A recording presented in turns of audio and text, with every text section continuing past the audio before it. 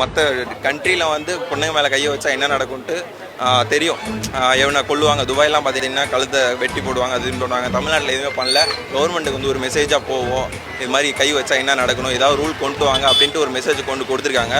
இப்போ பொண்ணுங்க எல்லாமே கண்டிப்பாக அந்த படத்தை வந்து கண்டிப்பாக பாருங்கள், வேறு லெவலில் இருக்கும். அருண் விஜய் ஆக்டிங்னா பேசாமலே பின்னி எடுத்துட்டார் அந்த படத்தை. நான் எந்த நல்ல மேக்கப் எதுவுமே கிடையாது, காஸ்டியூம் இல்லை, நார்மல் தான். பிதாமகன் இதெல்லாம் பார்த்துருப்பீங்க. இப்போ அவர் சொன்ன மாதிரி பொண்ணுங்க எல்லாருமே போய் இந்த படத்தை பாருங்கள். படம் உண்மையிலே ரொம்ப நல்லா இருக்குது.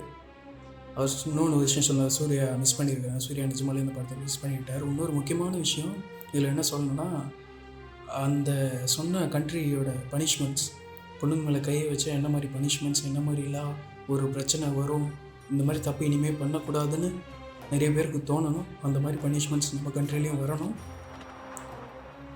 நம்புகிறோம். Happy Pongal to everyone.